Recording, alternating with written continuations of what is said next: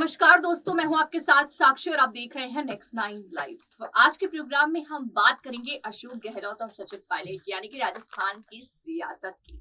इस वक्त जिस तरह से देखने को मिल रहा है कि राजस्थान में फिर से अशोक गहलोत पर जो है खतरा मंडरा रहा, इस तरह का खतरा कि जो उनके साथ थे आज वो उनके साथ नहीं दिखाई दे रहे हैं। चलिए इन मुद्दों पर चर्चा करते हैं, जिसके लिए हमारे साथ मौजूद है प्रज्ञा। आपका बहुत बहुत स्वागत है जी।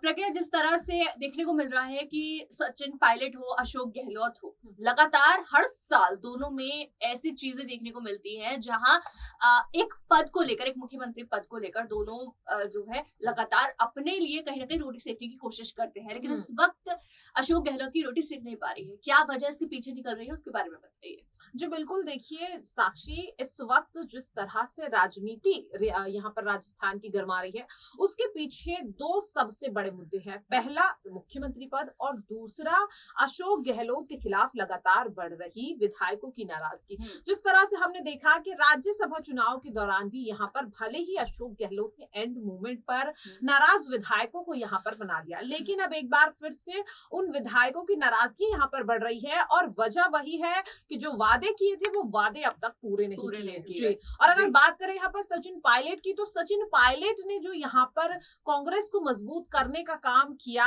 जब सोनिया गांधी और राहुल गांधी यहाँ पर ईडी के शिकंजे में थे, कहीं ना कहीं हम सभी ने देखा जिस तरह से दिल्ली में सचिन पायलट लगातार कांग्रेस की दावेदारी को मजबूत करते रहे, बीजेपी पर हमला बोलते रहे, तो कहीं ना कहीं ये चीज अब सोनिया गांधी भी समझ गई है।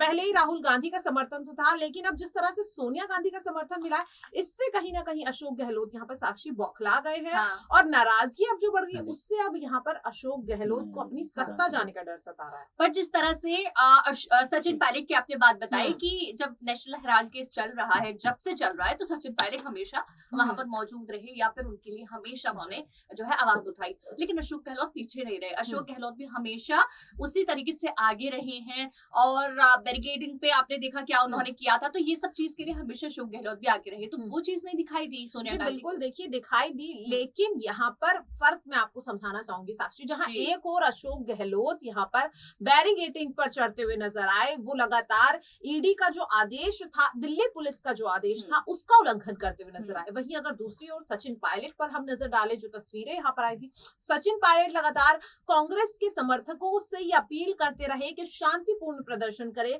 किसी भी तरीके का हंगामा न करे, क्योंकि आपकी एक भी गलत हरकत यहाँ पर अंदर जिनसे पूछताछ हो रही है, यानी कि सोनिया गांधी और राहुल गांधी, उन पर गाज गिरा सकता है। तो आप दोनों के बीच का डिफरेंस देखिए ना, जहां एक और अशोक गहलोत खुद सोनिया और राहुल की मुश्किलें बढ़ाते हुए दिखाई दिए और दूसरी ओर सचिन पायलट उन मुश्किलों का हल निकालते हुए दिखाई दिए, तो कहीं ना कहीं ये फर्क अब सोनिया गांधी भी समझ गई है। और यही वजह है कि जहां एक और अशोक गहलोत से विश्वास हट रहा है, तो दूसरी ओर सचिन पायलट पर विश्वास यहाँ पर बनता हुआ दिख रहा है। मतलब सचिन पायलट अब अपना विश्वास बना चुके हैं राहुल गांधी और सोनिया गांधी पर। तो वहीं जहां अशोक गहलोत से कुछ विधायक फिर से नाराज होते हुए दिखाई दिए, तो अशोक गहलोत के लिए बड़ा खतरा उनके पद के लिए दिखाई दे रहा है, क्योंकि फिर से वो चीजें सामने आ रही हैं जहां आप वादा करते हैं सिर्फ वोटिंग के लिए, इलेक्शन के वक्त आप वादा करते हैं अपने विधायकों से और विधायक मान जाते हैं और आपकी तरफ आ जाते हैं, लेकिन अब फिर से वही चीजें हो रही है क्योंकि आपने वो वादे पूरे नहीं किए। तो क्यों अशोक गहलोत कहीं ना कहीं अपनी जो इमेज कहूंगी वो गिरा रहे हैं विधायकों के सामने, क्योंकि वादे पूरे न करना और वादे पूरे करने का जो है कई ऐसी चीजें थी जिनको उन्होंने पूरा करने का वादा किया कि हम पूरे करेंगे, कुछ चीजें ऐसी रहेंगी। तो अब अशोक गहलोत जो ये चीजें कर रहे हैं, क्या आगे मंत्री पद को लेकर कहूं क्या दिक्कतें उनको सामना करना पड़ सकता है? जी बिल्कुल, देखिए साक्षी, अगर इस चीज पर हम ध्यान दें तो वो दिक्कतें अशोक गहलोत अभी से झेल रहे हैं, क्योंकि साल के अंत में विधानसभा चुनाव होने और कई ऐसे विधायक हैं जिन्हें ये डर सता रहा है कि जिस सीट से उन्हें यहाँ पर चुनाव लड़वाने की बात अशोक गहलोत कर रहे हैं, वहां पर कहीं ना कहीं विपक्ष की दावेदारी मजबूत है। तो इन विधायकों ने ये मांग की अशोक गहलोत से कि आप हमें कोई और सेफ सीट पर नियुक्त कीजिए, क्योंकि वैसे ही कांग्रेस पार्टी यहाँ पर अपने वर्चस्व को बचाने के लिए जंग लड़ रही है। और अगर ऐसे में उन विधायकों को ऐसी सीट सौंप दी जाएगी जहां पहले ही वो कमजोर है, तो यहाँ पर चुनाव से पहले ही उनकी हार हो जाएगी। लेकिन ये अपील अभी तक इस पर अशोक गहलोत ने कोई फैसला नहीं सुनाया, तो कहीं ना कहीं जो यहाँ पर दिक्कतें हैं, जो शर्तें हैं, उन्हें अशोक गहलोत पूरा नहीं करते। और आप ये देखिएगा साक्षी, एक बार फिर से यही देखने को मिलेगा कि विधानसभा चुनाव के एंड वक्त पर